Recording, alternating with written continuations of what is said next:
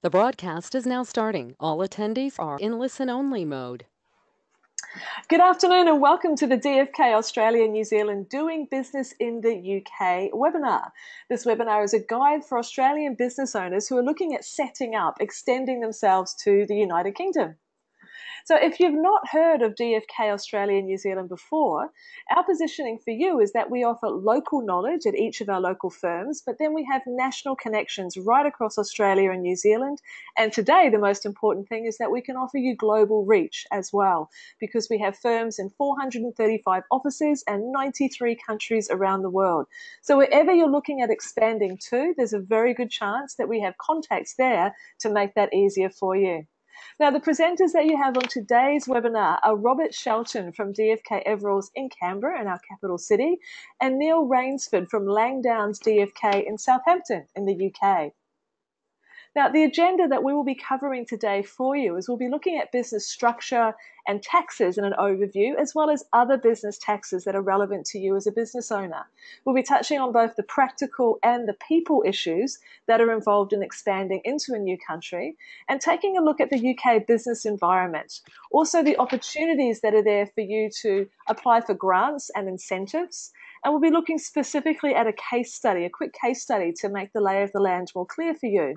There'll be opportunities at the end, certainly to ask questions, but we do just suggest that if something comes up whilst the guys are presenting, you can type a question into your GoToWebinar control panel.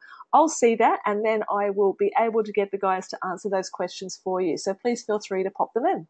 You'll also see in the control panel under handouts, there is a PDF for you. It's a comprehensive summary guide of doing business in the UK, and you're most welcome to download that to assist you as well.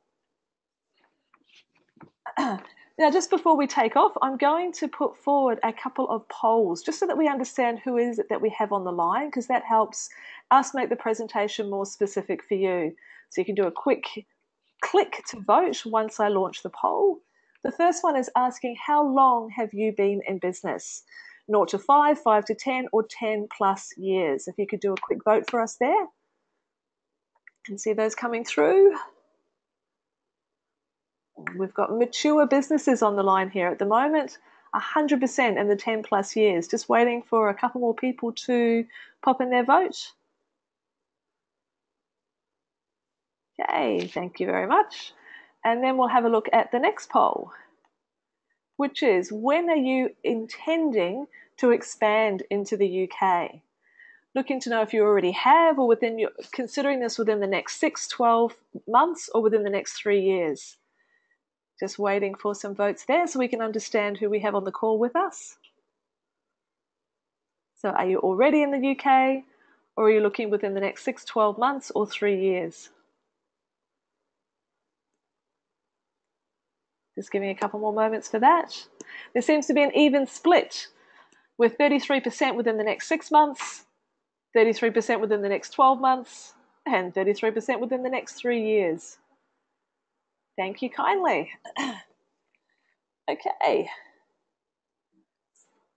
So now we'll move straight forward into the presentation itself.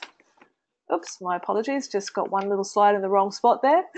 We actually do also want to let you know that we'll be covering a lot of information on this webinar of a general type, but there is the opportunity for you to have a launchpad consultation. If you'd like to dive deeper into your specific situation, then there is an opportunity towards the end of this call. We'll give you a web address that you can go to book that consultation, and I'll give you some more details very soon.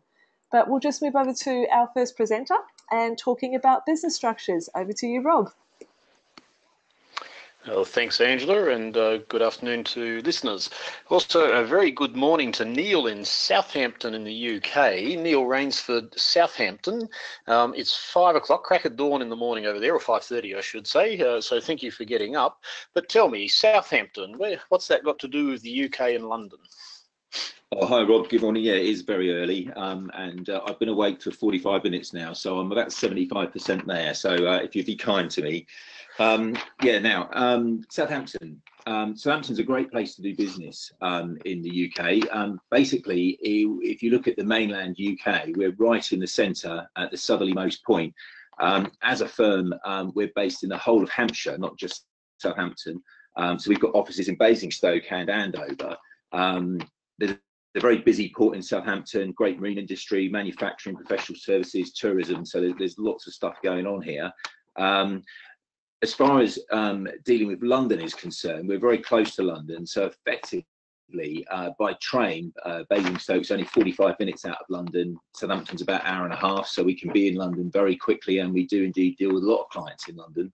The other thing that's worth mentioning as well is Southampton has its own international airport, albeit I'm very much surprised if you could get a direct flight from Canberra to Southampton, but certainly you can to Heathrow. And again, Basingstoke's only 30 minutes from Heathrow, so we're in good position to deal with international business. Excellent. Our DFK group have firms in the UK, all over the UK, and all of the major business centres. And from personal experience, we've dealt with you guys in Southampton before, and it's a great match for our Australian firms to be dealing with. Anybody in the UK. London is, of course, very good, and we do have some powerful DFK firms in London. You do pay London rates for those firms. Southampton, we've found, is somewhat more conducive, perhaps, to some of our small and medium enterprises doing business over there. So in the next nearly an hour, we're going to have a look at and skip through some of the issues around doing business in the UK, as led by Neil through the conversation. And in an hour, obviously, we're going to skip over the top of a lot of detail. The UK system is obviously a very mature business system. It's going through a bit of change at the moment, I would imagine, with Brexit and so forth. We'll talk about that later. But this will be a much easier conversation than perhaps the one I had last week with Linda on the United States systems, where they've got multiple layers of taxes and all sorts of other things, and it was a much more complex conversation. So for those of you who have become webinar frequent attendees, this conversation won't be anywhere near as difficult as last week. So in order to do business in the UK, an Australian business who's spotted the market opportunity and thinks, yep, this is a great place to launch into, will need to have some sort of a presence in the UK. And on our first slide here, you've got, Neil, a couple of structures that can be used. And these are pretty common nowadays, I think. But just talk us through what you see as being the two most common types of businesses for our foreigners wanting to establish their presence in the UK. Yeah, so we have a private limited company, so that's a bit like a PTY limited in Australia, I guess, and that's a separate legal entity within the UK that usually would be a 100% subsidiary of your Australian company, and that actually trades as a completely independent separate entity to anywhere abroad. The other option there is a branch, and that's effectively when your Australian company trades sufficiently in the UK to create something called a permanent establishment, in which case then it becomes liable to UK taxes on its local profits to the UK. So if we went down the path of having our Australian business, our Australian company, let's say, establish itself as a permanent establishment in the UK, presumably it would have to register with the UK authorities of some description and get a tax file number or something equivalent over there, would it? Yeah, absolutely. So a Australian company can register for, well, would have to register for corporation tax. There are time limits in registering to avoid fines and penalties that are usually around about 3 months. So it's important that if you do start a permanent establishment in the UK, you speak to somebody here pretty swiftly. The Australian company can also be registered for VAT, and I won't go into too much about VAT at the moment because that's later on in the conversation. An Australian company can also have a UK payroll as well, and again, that's quite normal. I mean, the advantages of a branch within setup is effectively losses in the UK are immediately usable by the Australian parent, because obviously in Australia you're taxed on your worldwide income, so any losses created in the UK in the early days are immediately relievable against Australian tax. But the I mean, the other thing is, as well as setting up a branch as well, can be cheaper our end to set up as well, and avoids, other things like audits and stuff like that. Again, subject we'll come on to a bit later on. So branches certainly have got a lot of attraction to them from that point of view, but I guess the catch would be that all of the Australian assets are then exposed to anything that goes wrong in the UK operation, because you've got no separation of assets, no separate legal entities. Would that be the case?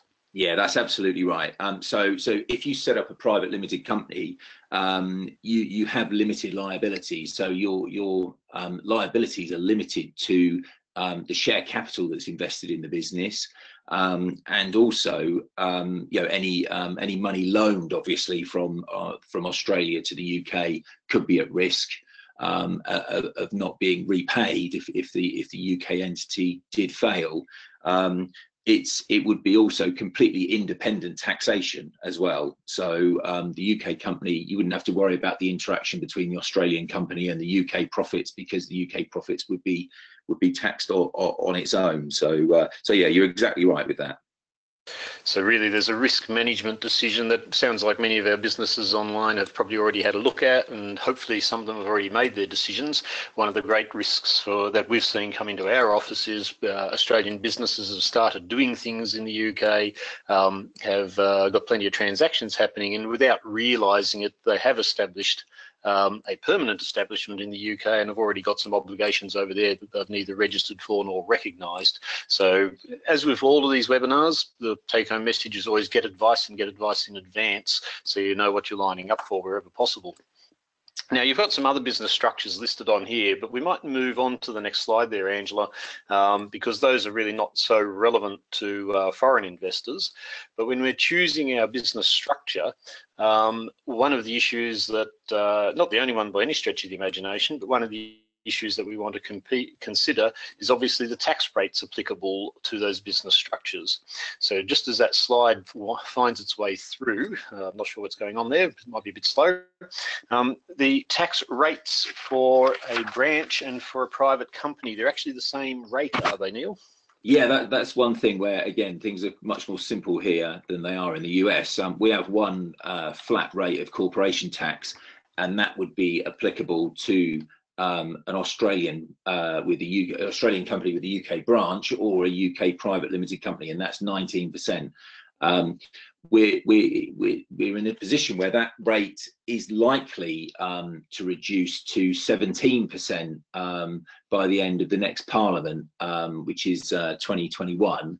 The government have mentioned this in recent budgets, but they certainly haven't committed to it yet, and usually decisions like that are delayed until we know what's going on with the economy and things like that. So this rate is on the way down. Certainly at the moment, it seems, not on the way up.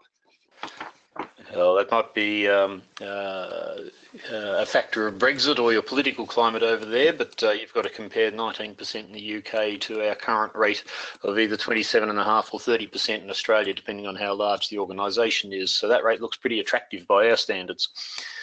Yeah. So if we move on again to the next slide, tax isn't the only consideration on profits, but there are a whole lot of other issues. We're going to talk some more about taxes, though, because there are, other than income taxes, you guys have got a good collection of alternates listing there. And we've talked about the 19% tax rate, but now you've got this funny thing here called a patent box company, which I gather is being phased out. But just so we be clued in, what's a patent box company? Well, basically, these are certain concessions and allowances that there are. Patent box is not necessarily the only one, but it's one worth mentioning. Is that if you have a UK or a European registered patent, you can pay lower corporation tax rates on the profits derived from that patent. So at the moment, the rate would be reduced from 19% to 10%, but the phasing out of that is coming in by 2021, which again is coterminous with this particular Parliament. And effectively, the phasing out of that will be the beneficial rate of 10% of corporation tax will gradually rise through the next couple of years up to the normal corporation tax rate.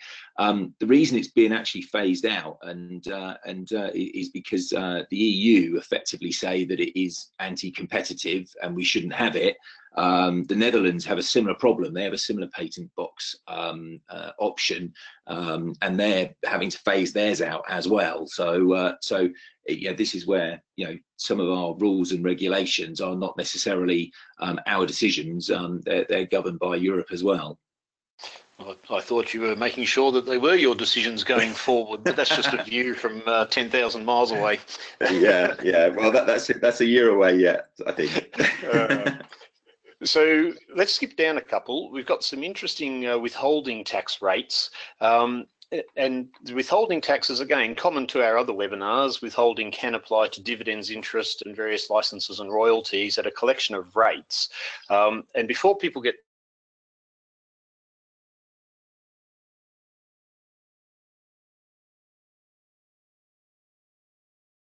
and I think that includes you guys have got some ability to apply for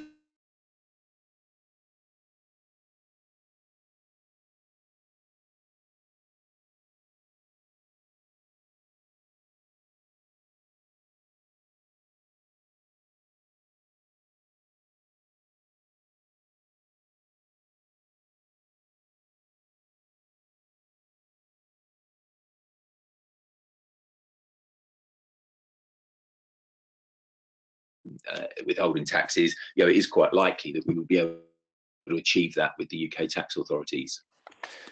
Okay, so 0% looks good, but it might require a bit of paperwork. Now, one of the things that we also noticed in Singapore and the United States is one of the common methods of transferring profits between countries is to charge a management fee of some description by the Australian entity to the UK entity or to Singapore or the US, and pull some revenue out of the UK entity back into the Australian entity. Now, if we have in this conversation in Singapore or the US, is a withholding tax applied to those management fees which people have to navigate around, but there's no mention of management fees here being subject to withholding tax. Is there a lot more room to move in this space?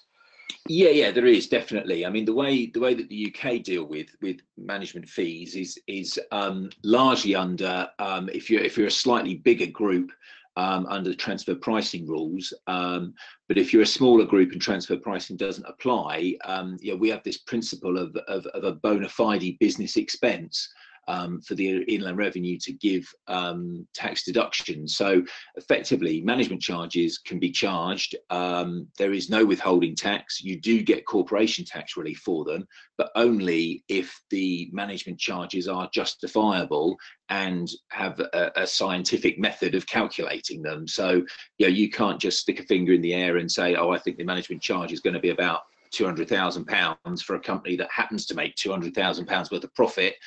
So you just wipe out your UK corporation tax liability. You'd have to have a justification for that charge if the Inland Revenue were to inquire into how it was calculated. Yeah, so some arm's length rules apply, which is pretty common, and the double tax agreements make a lot of sense. We had obviously a double tax agreement with the UK, and again, for the listeners on our webinar, the double tax agreements at a superficial level all look very similar, but they are all subtly different. And the three that we've dealt with so far in our webinar series, the United States, the Singapore, and now the UK, each one of those in particular areas does have some very, very significant differences, even though on the surface you'd skip through it and go, oh, they look pretty similar. The surface hides some of the detail underneath, of course. And again, getting advice on both sides of the transaction, the foreign country being the UK today, and the Australian side, can ensure that you get the best results from both. If we move on to, again, the next slide there, Angela. We're just starting our tour through what things we might have to be ready for in the UK. And again, I'm conscious that most of our attendees have been in business for a while, so some of these concepts shouldn't be new or foreign to our listeners, but some of these concepts might be things that insufficient attention has been paid to. So we will just skip through them very quickly. And Neil, you've got a VAT over there, but it says wide exclusions, a very high rate at 20%. Our rate's only 10. We've got lots of exclusions. What are yours? Right. Well, effectively, for you guys trading over here, if you have a pretty standard product or service that you're providing, the chances are that you will definitely be charging VAT at 20% on that service in the UK to another UK business. The exemptions really come about when you're looking at claiming back VAT on your VAT return and making sure you very carefully only claim back VAT that exists and you're entitled to. So we have zero rate of VAT. We also have lower rates of VAT at 5%. Zero rated VAT tends to be centered around things that help the less well off. So food, children's clothing, stuff like that, stuff that you wouldn't be able to claim VAT back on anyway if you're a business and buying that items. There are also lower rates of VAT for domestic fuel, gas, electric, and again that wouldn't necessarily apply to a company. Where it really affects businesses is that there are exempt supplies. So something like insurance doesn't have any VAT on it. It has something called IPT, which is insurance premium tax, which isn't reclaimable. So an insurance company is required to charge 9% on top of an insurance premium that it pays to the government, but there's no mechanism at all to reclaim that back. It's just an extra cost. Also, things like train fares, air fares, things like that don't have any VAT on them. And we have instances where overseas companies prepare their own UK VAT returns, and when we eventually get to see them when we're preparing the year-end accounts for the UK entity, we see where VAT has been claimed back in error. So again, it's a good idea to let us have a look at the VAT return before you submit it, or get us to do the VAT return. There's other ones where VAT is payable at 20% by the company, but you can't reclaim it back. And an area like that is business entertaining. So if you're taking a customer out for a slap-up meal, you'll pay VAT on the bill, but you won't be able to claim it back. And also, if you buy a car as opposed to a commercial vehicle, you can't claim the VAT back that you pay on a car. Yeah, so you have all the same ifs and buts and categories and, sorry, not the same, but you have a collection of ifs and buts and hurdles and exemptions and concessions and denials that we have just to make life really simple. Exactly. And again, for our binging listeners who are going through every one of the webinars, when we get to the New Zealand GST, we'll discover they don't have any exemptions. Everything's caught, and you don't have to worry about exemptions and concessions and exceptions anywhere near so badly as these two. So the VAT that you collect in the UK, if you're doing business in the UK, how often is that reported and remitted to the Inland Revenue Authority? So generally, it's on a quarterly basis. There are possibilities to do it monthly or annually, but annually is for very small businesses. Monthly is for companies that tend to be in a repayment situation where they're getting money back from the VAT office because their supplies are zero rated. So usually, 99% of the time it's going to be quarterly. So you prepare a quarterly return based on a quarter date that's unique to you. It can be any month of any quarter stagger of the year, and you effectively get till the 7th of the month after the VAT return is due. So if you had a VAT return for the quarter ended June 2018, you would have until the 7th of August to submit and pay any VAT that's due. And obviously what you pay over is the net of the VAT that you've collected less the VAT that you're allowed to reclaim. Yeah, so your process is very similar to the one that we're used to here. Obviously, it'll have differences in its own way, but a lot of our businesses will be quarterly. Some might be slightly more frequent. A lot of our farmers are on annual. So, yep, understand that. So the rest of this slide talks about property taxes and stamp duties. Because we're ex-British, we certainly are familiar with the concept of stamp duty, and our business listeners on the line would be aware that stamp duty does still exist on certain transactions, particularly insurance. Most of our smaller businesses are not seeing stamp duty on share transfers, but you've still got an element of that. We won't go into that in any great detail. And the last little point there before we'll move on slides, Angela. Transfer pricing those management fees that you're talking about, certainly in Australia, the tax authority has the ability to review management fees and inter-entity pricing at any time, and with a great deal of discretion to play in that space. So that's a lot more active on our side of the pond, even though there might be some smaller concessions on your side. So let's get practical then. And again, being aware that some of our businesses have already been in business for a long time, but some might be still establishing their presence in the UK. Opening a bank account. This has been an interesting journey. In Singapore, it was basically turn up with your passport and you could open one. In the United States, it's turn up with your passport, but 3 months in advance you had to apply for a taxpayer identification number. In the UK, if we've established our business there, or we want to establish our business there, how easy is it to open the bank account?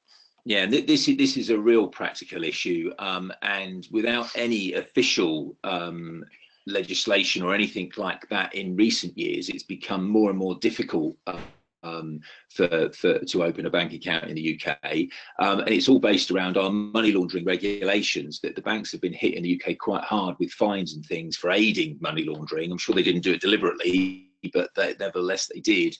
So they are very careful about who they open a bank account for, and they would be if I went in there to open up a bank account as well. So basically, as a rough rule of thumb, if you want to open a bank account, the easiest way to do that is to make sure it's opened in, the application is made in person, and that at least one of the directors of the UK company is a UK resident. And actually, if it's that UK resident director that opens the bank account, that's the quickest and easiest way to make sure this gets through. You have to provide a lot of documentation to the bank as well to prove the directors of the business exist and they're real people, and actually provide information about the ownership structure of the UK company. So that would go back to you in Australia, to make, and they'll want to be able to see paperwork to make sure that the ownership structure is genuine companies, back in Australia. Yeah. So I notice here you've said that a resident director is required by the banks, but it's not actually required by your corporation's law. Is that how? That seems a bit odd. Yeah, no. Well, again, I think it's down to these money laundering rules. Again, is the banks have taken it upon themselves to think that it's better for them. And I'm not saying that you wouldn't be able to open a bank account without a resident director. It's just if you do have one, it will make life a whole lot easier. And there are banks that would refuse to open a bank account without a resident director. There are other banks that might be able to satisfy themselves that the bank account is a legitimate bank account in other ways, but it depends on the flexibility of the bank. And you're absolutely right. Company law in the UK doesn't state at all anywhere that you need a resident director in the UK. Which is kind of an interesting conundrum, and it does come back to that practical issue of while the law doesn't require it, in practice you'll find your life a lot more simple if you can find a UK resident to participate, but obviously that means having to have your UK contacts working for you. So compliance obligations, we get tax returns, we get that, but you've got a thing here, a shareholder confirmation statement. That sounds like an interesting beast. Yeah, it's not a major piece of work to do, but it's something that has to happen annually. And anybody that knows anything about the registrar of companies in the UK will know that historically they've always had to file an annual return of directors and shareholders. A couple of years ago, that changed its name to a confirmation statement. And in the main, it's a similar document. But what happened also 2 or 3 years ago is an additional filing of something called a person with a significant control had to also be registered. So what used to happen historically was that you do an annual return and you just say that this Australian company owned 100% of the shares of the UK company.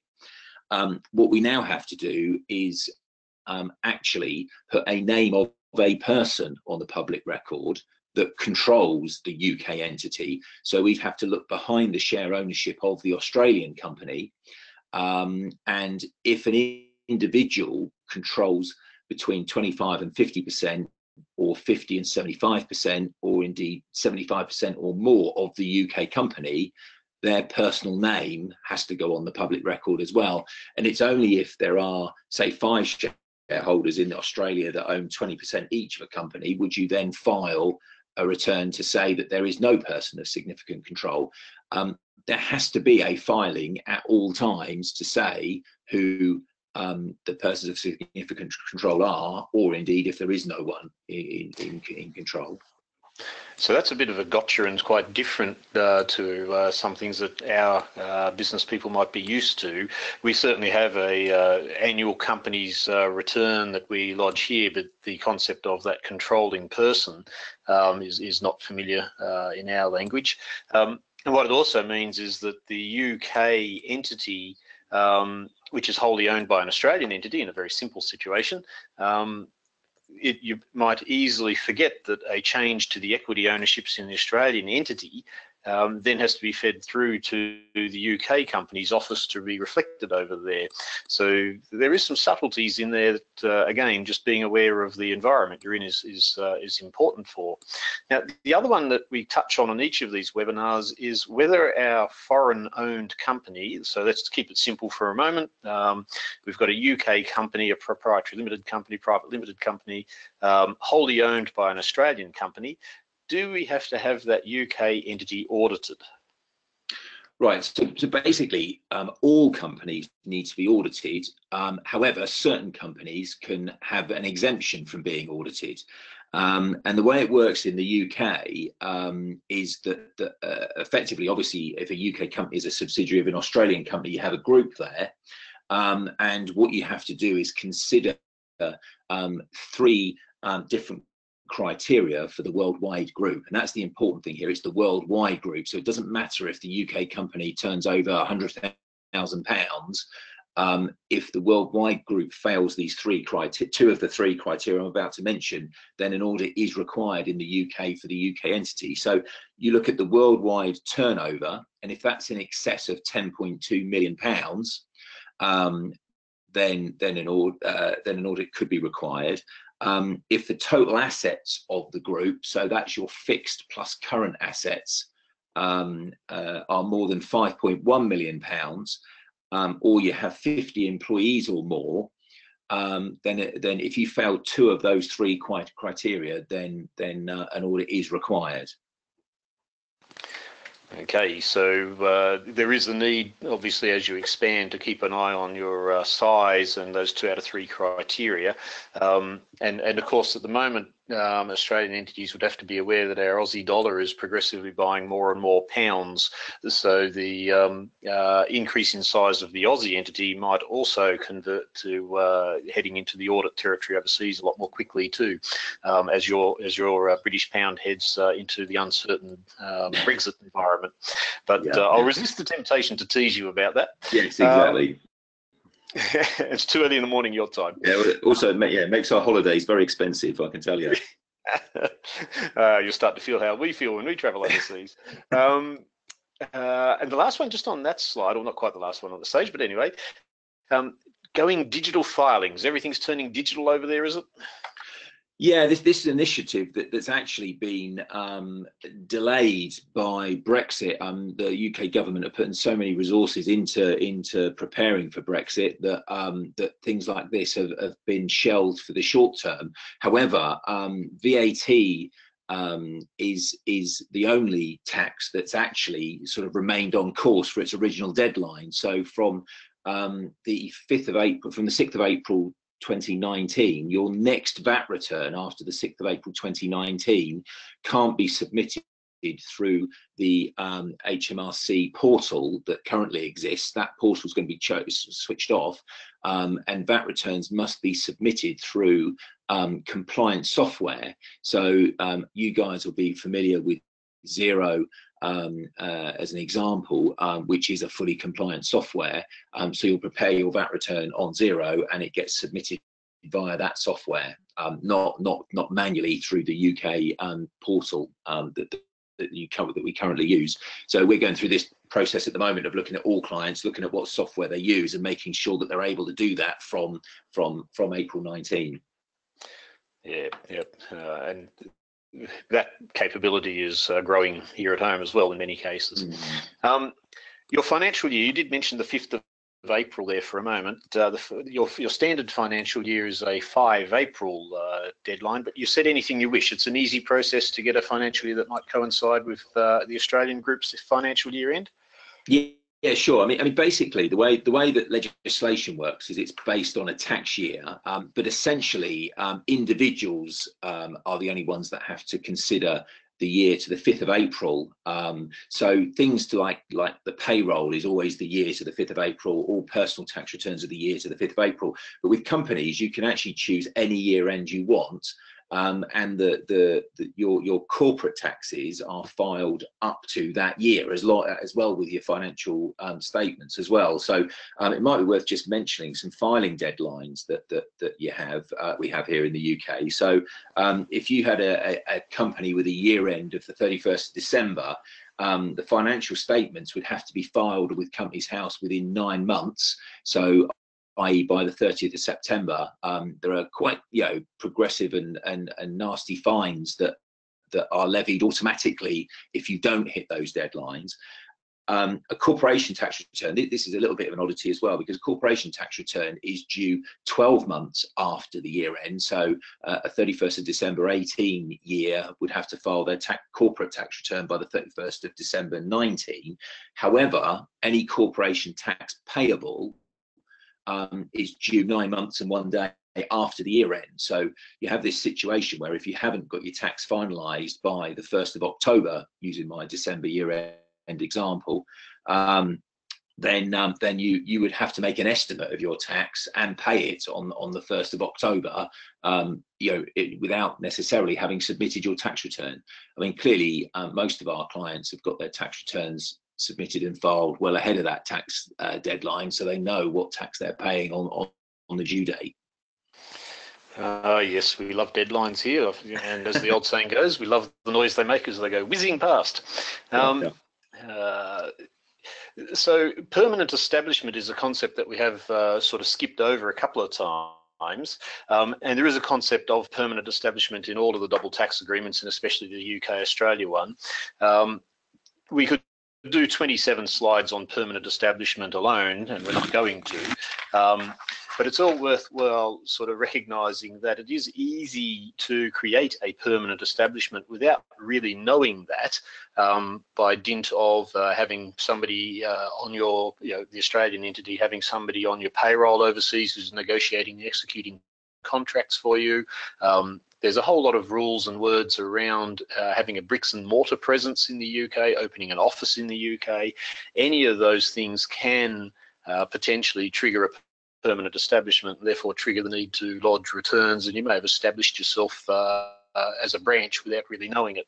Of course, if you do know it and you intended to, that's perfect, as long as you got the advice around it. So we've looked through some of the practical issues, and not that people aren't practical, but we'll move on to people issues and some of the practical things that we need to do around looking after our people who might be working for us in the UK. And the first thing, of course, is that we might have to take some tax out of their pay. Talk to us about that, Neil. Right, so we have something called a PAYE system, a pay-as-you-earn system. So anybody that is employed, in the main, has their taxes deducted at source from them, from their salary, before they receive it. So each month, for many of our clients, we process their payrolls for them. The client tells us how much to pay each individual. We work out how much tax and national insurance is deducted from their salary, and tell the client how much to pay them net and how much they have to pay the government from what they've deducted at source. So effectively, there's two payroll taxes. There is income tax and there is national insurance. The income tax starts at 0% and is a progressive tax. So when you tip over about 11,500, you start paying tax at 20%. When you tip over about £45,000 worth of salary, you start paying tax at 40%. And then when you tip over £150,000, you start paying tax at 45%. National insurance is slightly different. In that you don't pay any national insurance on your first about £8,500, and then up to about £45,000 you pay 12%, and then over £45,000 up to any number, you pay a further 2% on that top slice. So although it does talk about a personal income tax maximum rate of 45%, that is strictly true. It is an income tax, but there's also an additional 2% national insurance. So you could find 47% of your salary over £50,000 being deducted from you. There's also some other little quirks in that if you get paid more than £100,000, you lose your personal allowance, which is the tax-free element of 11,500. So that's phased out by £1 for every £2 that you earn over £100,000. So you can see, if you're paid £123,000, then you would have lost your personal allowance altogether. So there's a marginal rate of tax in there that's quite nasty if you're paid just over £100,000. That sounds like something to be aware of. The employment taxes, the national insurance comes on top, as you've mentioned there. You're taking tax out at source. This is the sort of thing that your firm would do as a matter of course, just running payroll for businesses, particularly including foreign businesses, and make life easy because you'd be on top of those things every day. Oh, absolutely, yeah. So our payroll bureau is one of our busiest departments, especially for overseas clients. You can't know all the stuff that's necessary to run a payroll from afar, we can take all the hassle out of that. I mean, the employment taxes there, it's worth mentioning that is obviously that you pay your employee a salary. But in addition to that, you have to pay the government, the company has to pay the government 13.8% of that. Effectively, we would work all that out and make sure that the Australian company is compliant, or indeed your UK subsidiary is compliant. There's another issue there which isn't actually a tax, but I ought to mention that's not on the slide there. And I know you have a very similar concept in Australia for this, but we have something called an auto-enrolment pension scheme now, where there's a compulsory pension scheme for all employees. And unless the employee decides to opt out of the auto-enrolment payroll pension scheme, and they pay themselves into the pension scheme themselves, a company is forced to also make contributions as well. Now, for this tax year, up to the 5th of April 19, the compulsory contributions by a UK company to the employee is 2% of their salary, but from the 6th of April 19, that's going to go up to 3%. One of our sort of fears as far as business cost is concerned is, whilst at the moment there's no plans to raise that 3%, I believe the Australian system probably started off at similar levels many years ago and has gradually gone up and up and up. So your corporate contributions to compulsory pension schemes are a lot higher over there. Yeah, so yes, you're quite right. So our superannuation guarantee charge, as we call it here, is 9.5%. It did start at 3% back when I was a boy, and yes, it progressively made its way up over the course of, I think it was about 10 years. Equally, our national insurance rate, or what we would call our Medicare levy, it maxes out at around 2% normally, whereas yours is up around 13%. So there are some subtle differences in those things, comparing the two. And as with all things, payroll, anything to do with tax, get advice and get somebody who knows what they're doing to do it for you. I'm not going to talk a lot about work permits today, beyond the observation that Australians going to the UK will need to get appropriate work permits if they're going to stay there for any length of time. But let's move on to a far more exciting topic. Just why the heck would we go to the UK anyway? Why wouldn't we go to Brussels or Hamburg or Frankfurt or one of the other, or Paris even, one of the other European countries? With Brexit happening, why is the UK still a great place to be, Neil? Well, of course, the UK is the centre of the earth, as everybody knows. we are always going to be a great place to do business. I mean, more seriously, the language issue can't be underestimated. We picked up work through the DFK Association from people that have tried to set up in Spain, Belgium, Portugal, and really struggled with the language and the simplicity of really our business environment. I mean, you some of you may have experienced the intricacies of the American environment. Some of the other European countries, have incredibly complex tax systems, and also higher tax systems as well. So as far as actually the regulatory and compliance environment and the language, obviously it becomes much easier, and that extends to practical issues when you're dealing with employees. Again, I know English is a worldwide language, but not everybody speaks it. So really for Australian business, the language is a great thing. I mean, if you have a UK entity, a UK company, as opposed to a branch, there is even easy access to other funding. There are grants available in certain areas, and for different reasons. There's something called an apprenticeship levy where you can train staff under apprenticeships, and you'd be able to take advantage of that. So it is a great place to do business still. Even with Brexit, I mean, this is a tricky one, because it's quite difficult for me to comment too much on Brexit. When it seems our own government doesn't know exactly what's going on with Brexit at the moment. I'm sure they know more than they're revealing, or at least I hope they know more than they're revealing. But what I can sort of say is I don't believe that the UK government can do anything daft. So they will only be trying to make the business environment in the UK better by separating from the EU. It doesn't happen until next March 19. That's the official date of the split. And the other thing that's probably worth mentioning, and although this is only the press, this is not anything official, I think, from government sources, but it seems very likely a trade deal with Australia will be one of the first, agreed and the quickest to be agreed. So at the moment we're having to operate with an EU-Australian trade deal. So there is likely that there'll be a UK-Australia trade deal pretty quickly after the split, I would imagine. So again, that could be advantageous to UK businesses and Australian businesses, in 2019 onwards. Yes, you can't see it, but I have a wry smile on my face. I'm located in Canberra here, which is obviously the national capital, and one of the biggest exports that we were talking about over the last 2 years out of Canberra would be our trade negotiators to help the UK negotiate free trade deals with the rest of the world.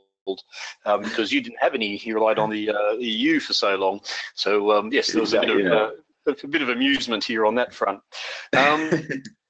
So while we're talking about this, just at a higher level, we talk about the United Kingdom, or we don't talk about it so much. You guys talk about the United Kingdom of England, Scotland, and Wales.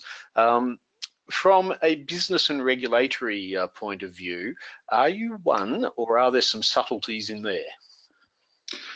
So, in the main, the UK government is in London, and the UK government runs the UK.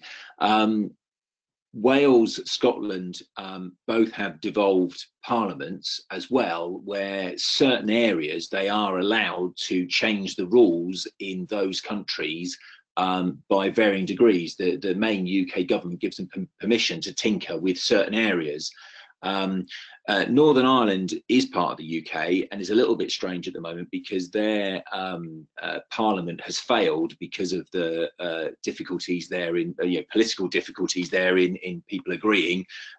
So Northern Ireland tends to be governed by the UK government at the moment. But essentially, usually, as a rule of thumb, England and Wales are pretty consistent. The Welsh Parliament doesn't have as many devolved rights as Scotland does. The main one just to be aware of in Scotland is if you were to want to set up in Scotland, the personal income tax rates are very slightly higher in Scotland, because one of the rights that was given to the Scottish Parliament was to change their tax rates within certain parameters. So the tax rates in Scotland for employees are slightly higher. But bearing in mind we're in Southampton, I'd strongly advise, if you want to set up in Scotland, that you'd want to speak to the DFK member firm in Scotland to do that. Yes, nothing like getting advice that's really on the ground in the place you need to be. And even though the United Kingdom is supposedly united, there are still just a couple of subtleties that are worth paying attention to. Now, you mentioned in passing a few moments back grants and so forth, and if we just move on to that, one of the grants you mentioned there was apprenticeships, but as I understand it, it's not apprentices or apprenticeships in the old-fashioned trades as such, and that's not to put old-fashioned trades down at all. We desperately need them, but it's broader than that, isn't it, Neil? Yeah. So effectively, you can apply to train pretty much in any industry an apprentice. So taking the accountancy industry, my industry, we would have never have historically considered any of our new students apprentices. Apprentices were, the word apprentice normally associates itself with carpenters, plumbers, bricklayers, that sort of thing. But now we can call our trainees apprentices, and effectively the apprenticeship levy is almost certainly something that none of your clients or my clients ever have to worry about paying. But if you've got a payroll in excess of 3 million in the UK, you have to pay 0.5% of that payroll to the government as an apprenticeship levy. And then that is a fund that is ring fenced to subsidise training for apprentices for all UK businesses. So businesses that pay the levy can get 100% of the costs refunded. Businesses that don't pay the levy, like Langdowns wouldn't, we can get 90% of training costs basically covered by the government. So this is a massive push effectively for the UK to ramp up its skilled workforce. And that's something that, in Australia, we'd have very little or no visibility that potential is out there, and might be quite attractive for our businesses expanding into the UK to have a subsidised traineeship process happening. It's good stuff. So just on grants and incentives more generally, it's common to most countries R&D grants in the form of some form of tax relief and so forth. That's all very good. But you've also got here some grants that are skewed towards areas of underdevelopment. That's more of a regional by regional situation, is it? Yeah, absolutely. So I mean, to take advantage of any of the things that I've mentioned here, the apprenticeship levy, the other grants, the training grants, that sort of thing, you need your UK company to be able to take advantage of those. An Australian branch, I don't think, would be able to. But the grants, regional grants, so there are areas of regeneration. So you'd be looking at areas like the Northeast, Birmingham, areas where they're South Wales, areas where there were traditionally strong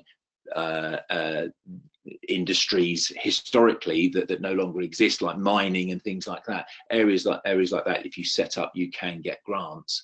I mean, unfortunately, where we are in Southampton, there isn't a lot of sort of underprivileged and the such like around our area, so that they're not so usual around us, but there are still grants available around in Southampton for certain things. If you were going to set up in the old docks and things like that, there are development schemes that you can apply to for grants. So if it's one of those things that when we take on help a new client, it will be one of the things that we would consider if they did have any entitlement in the UK to do that. Yeah, and nothing like being able to attract a grant to make your expansion a little less expensive. So, So doing business in the UK, it's English speaking naturally, and I know the English would often dispute whether Australians do that, but at least it's better than the United States where English completely disappears, to quote my fair lady. But if we go to the case study, just to illustrate the point here, and perhaps Neil, this is a very grossly oversimplified case study with a lot of options to it, but if you just want to walk us through that first slide, a simple set of facts into the analysis. Yeah, so this is basically a UK company makes £100,000 worth of profit. Very simply, you know, if you took 19% as the tax rate, the likelihood is you're going to retain 81% of those profits after tax. You know, that UK company could divvy that money across to the Australian company. And there would be no further UK tax to worry about. So we have assumed in here that you've managed to get an exemption from withholding tax on the dividend. Well, the Australian entity has been able to get the UK company that it wholly owns to get that exemption. They might have had to go to the revenue authorities to get that, but that £81,000 is going to be paid out as a dividend to the Australian company, and if there's no withholding tax, cool, £81,000 jumps across the very large divide and arrives in an Australian company bank account. So if we go to the next slide, we then talk about what happens to that in Australia, and once again, we have grossly oversimplified this example to ignore exchange rate differences, which is one of the bravest assumptions we could ever make, but you never know. With Brexit happening, you might actually get parity with us. Stranger things have happened. We did get parity with the US at one point, and I don't know about you, but we held a parity party when that happened. So the Australian company, if it's got a fully trading active business in the UK and subject to a whole pile of exemptions and concessions and ifs, buts and maybes that we're going to gleefully skate right over the top of, there would be no tax on that dividend received into the Australian company. So it sits in the company bank account in Australia and everybody's happy about that. And anytime you hear an accountant say that the tax rate is exempt, you've got to have a hot flush. You know, that's one of those good things. But there's a but, and the but is that, you know, it's all very good having it in the company bank account, but we want to take it out and stick it in our back pocket. When we do that, the Australian shareholders, individual shareholders, would pay their Australian tax rate on the dividend, and there'd be no franking credits and no other tax credits unless you were able to steal it from other source, because there's been no Australian tax paid by the Australian company on that income. So it would be treated as an unfranked dividend paid by the Australian company to the shareholders, and our worst case scenario, tax rate at 47%, maximum personal tax rate on that $81,000 now, ignoring the exchange rate differential, would be $38,000 in tax in Australia. So if we go to the next slide, you'll then see that taking into account the UK tax and the Australian tax, and sorry, that should read UK and Australia tax, you're left with 42,000 and change available to spend here in your back pocket after both layers of tax have been applied. Now, that means that you've got an effective tax rate of around 57, 58% before exchange rate differences, as I keep saying. For some people, that might be okay. You're happy to keep 40+ % of your earnings out of the UK. For some people, that might not be the best outcome, and maybe there's ways we could improve that. So if we go over the slide again, what could we do to just improve that outcome? There's many options and many levers available for the advisors to use, and this is where having your advisors sitting around the same digital table on the same teleconference, looking at, well, what if we paid some interest on, let's say the Australian company loaned money to the UK company to get it going and to give it a bit of a float to kick it off or to fund it in an ongoing way. If we can get the interest paid across, that might mean there's no tax payable on the interest in the UK, but there is tax payable on it in Australia, and we'd be generating franking credits in Australia, and we might have a better outcome there, or not.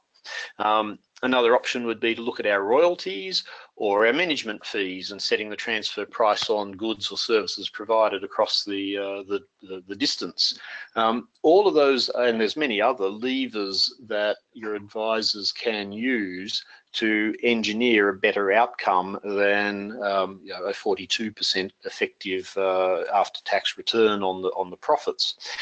Neil, any observations coming out of that?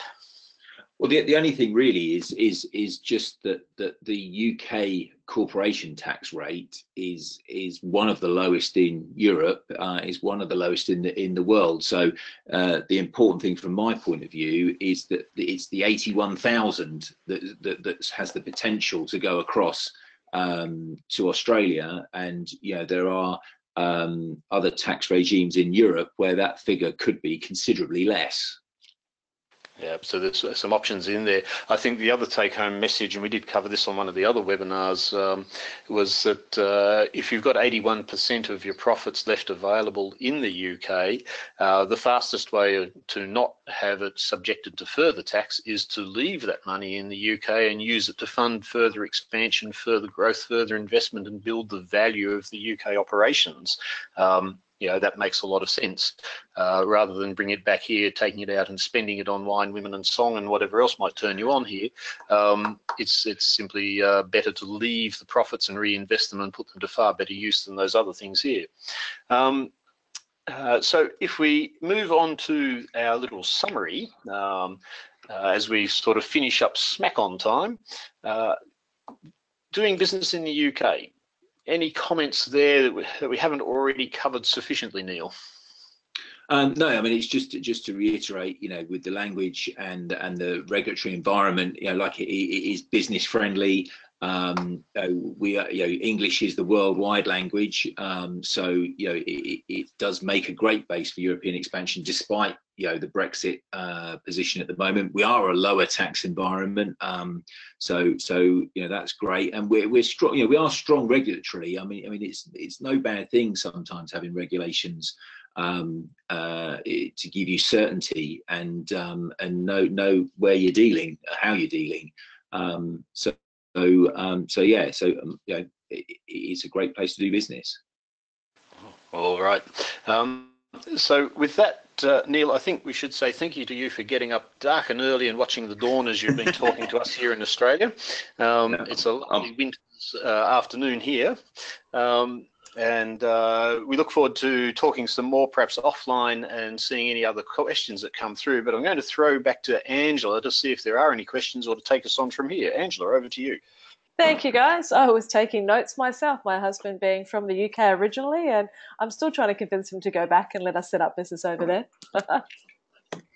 So just checking through, I don't see any questions that are here, but if anyone does have one, if they can click on the GoToWebinar control panel, there's a little hand where you can click that. It'll raise your hand and I'll know to unmute you.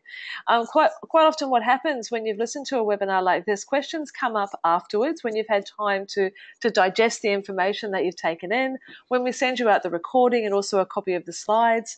So if you do come up with a question, by all means, please send us off an email if there's nothing that's coming top of mind right now. But of course, you can also dig deeper on a very personal level with your situation, your scenario, with your specific business and goals. You can have this detailed discussion with us in a Launchpad consultation. With Rob and with Neil in this scenario, you'd be scoping your expansion opportunity and getting very clear on what are the specific next steps to take. So that shortest route from where you are to where you want to be. And we can help you get clear on the questions, the right questions to ask your UK advisors so we can save you time and money. So you'll see a link there on the screen that you can go to book your session. It's just $3.95 plus GST if you'd like to dig deeper, and that will also come out to you in the email with the slides and the recording if you can't take a note right now. Now, just to give you a couple more bits of information, DFK firms in general, not only can we help you move into another country with your business because of our global connections, there's also many other ways in which we can assist, right from bookkeeping and software help to strategic planning, coaching and board assistance, and many other things. So if you are between service providers or thinking it's time to move to a new provider who really understands you and your business, we'd love to have a conversation with you. Two more points. As you leave the webinar, there is a 2-question survey. I think it might be a 3-question survey. It will take you less than 60 seconds. If you could take the time to just pop your feedback into there, it would be hugely appreciated.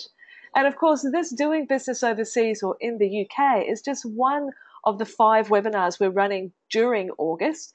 2 more are still to come, New Zealand on the 23rd of August and Hong Kong on the 30th.